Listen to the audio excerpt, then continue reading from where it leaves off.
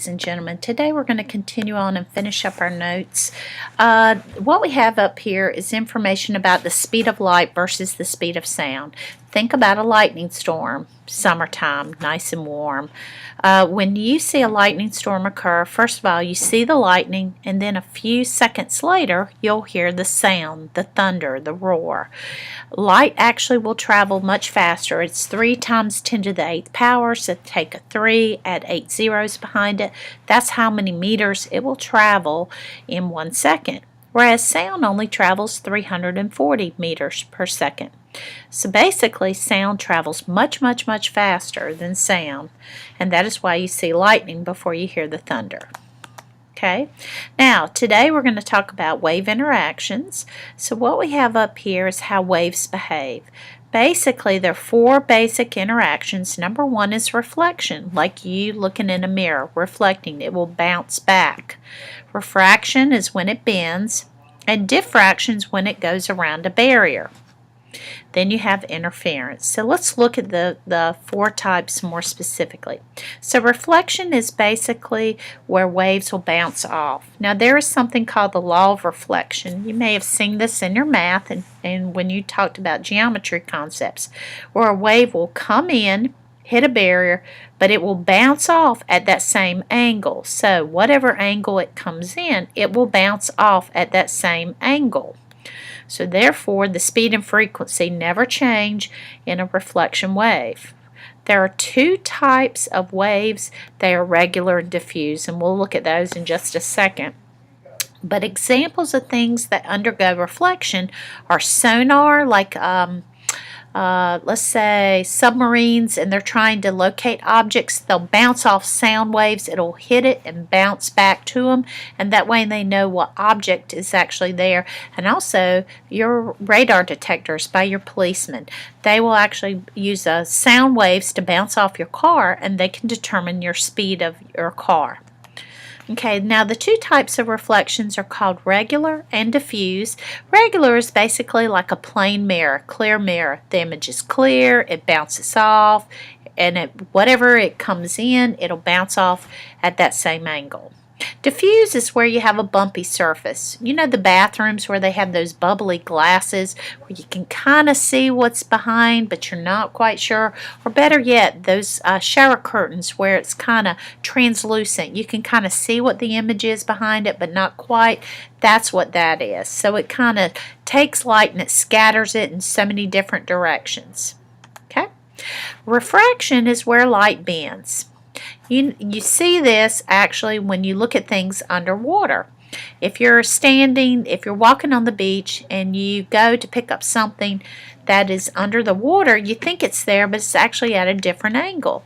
Well, light, when it hits different mediums, and remember, a medium is something that these waves will pass through, but when light actually will pass through this, it will actually bend, and it will actually slow it down. So here you have an example where light is going fast through air, but once it hits glass, it bends it because glass is a solid and slows it down. Here you see where I'm looking in water. I think the object appears here, but it's actually, because it's bent, it actually appears, or actually right here, the little object. Okay, but that's refraction. Keyword bending. Diffraction is where waves actually will pass through an obstacle, and you can actually hear something or see something. They're bending around a barrier.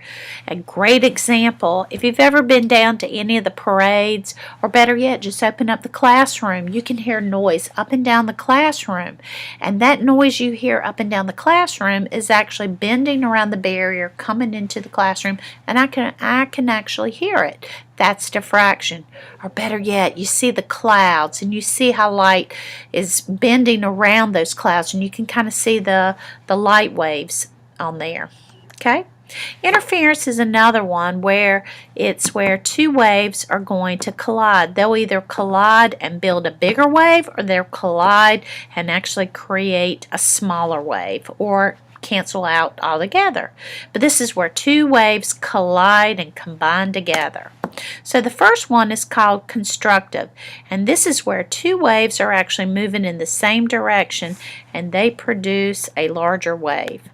So here, I'm going to use my pen here, and let's choose this color. So what I have is I have a wave and it's traveling this direction, okay? And let me change the color. Let's go cyan. And I got another wave and it's moving in that same direction. And when they collide, they both collide at the same time. I should have made this one a little bit longer to equal it. Okay. But when they collide, let me change my color pen one more time. Okay. What we have, if I can change my color pen, it won't let me. But anyway, this area right in here is actually going to increase. It's going to double, and it's going to create a bigger wave. Now we're going to go out in the hallway and I'm going to share that with you. But think of construction, constructive construction, where you're building up. And make sure you write that down. Constructive is where you build up. Destructive, think of the word destructive. On there, you're actually going to build down, or tear down. So here is where I'm going to have a wave come in this direction. Okay, there are two waves. Let me see if I can change it this way. And let's see, let's make this one red. And then I'm coming in this direction. I'm going in opposite directions. Okay. Here, let me see if I can start this again. I'm coming right here where the two interact. Okay, I'm coming in this direction. Let me change the color of this one. Let's make it black. So I'm coming in this direction, and right in here I'm actually above. These two right here are actually going to cancel out right in here, and they're actually going to be solid right in here. They actually will cancel each other out, and so it's almost like you're going to see a point, a node in there. I know this didn't draw very well, but let me kind of draw it again. So I've got this wave coming in. And let me change my pen color to, let's say, red. And I've got this one coming in this direction. And where they collide right there, that point right there, is where they're actually going to nullify each other. Okay? And so they will actually represent like a null value on a graph.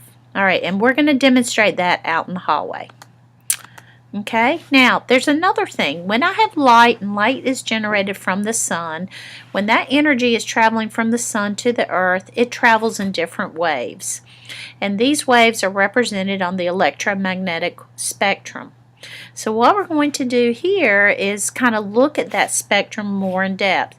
But those electromagnetic waves are placed in an actual spectrum, and they're arranged by their wavelength, from really long wavelengths all the way to short wavelengths, and also high frequency to low frequency. We'll look at that one.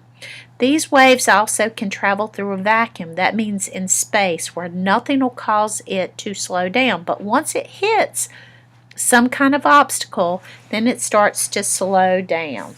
Okay? It basically, waves from space, light does not like mediums. So here's that spectrum right up here. Okay? And in that electromagnetic spectrum, it's also called the EM spectrum. When we read it, we basically read it like a book. We read it from left to right. And if you look on here, our wavelength is really long, and then it starts to get shorter in between.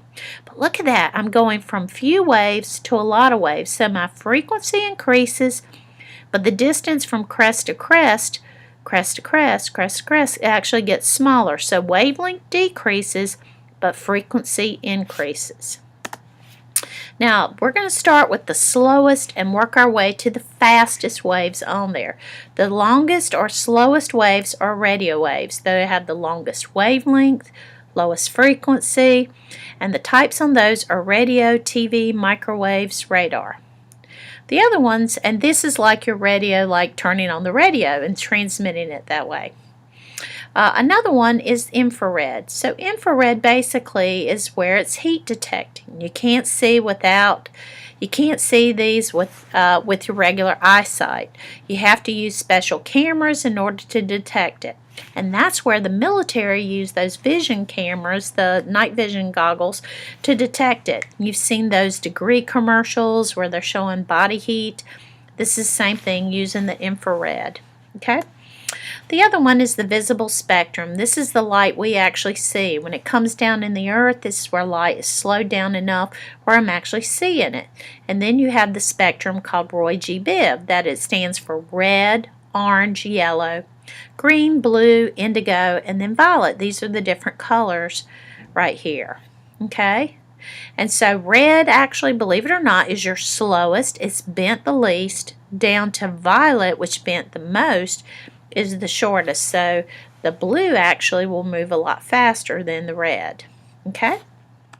The other one's UV, ultraviolet radiation. This is where when people go fake and bake, they're tanning beds right here.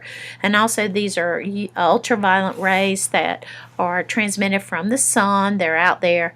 This is actually a certain amount of UV rays are good for our body. Actually, it helps the body produce vitamin D. So you do need to spend some time outside. It's a natural way of getting vitamin D.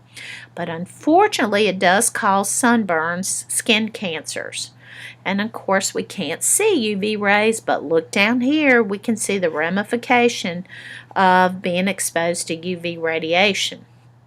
Okay, and you won't see this right away. This is something that will crop up long term down the road. X-rays are another one. These are items where these are special rays that can basically pass through your skin, but once they hit a very dense object like bones, then they actually are stopped. They move very, very fast. Okay, and of course when you have your X-rays done, they put a special metal skirt or a metal vest on you to kind of protect your organs, because exposure to too much X-rays can actually break down some of the tissues. The last one are gamma rays, and this one also is used in gamma radiation for cancer treatments, but it also is the fastest, the highest frequency on the electromagnetic spectrum, has the highest energy.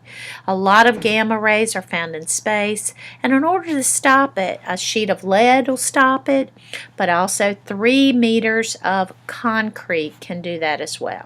Okay? Now, after you view this, I want you to transition to the activity on the electromagnetic spectrum. Thank you very much.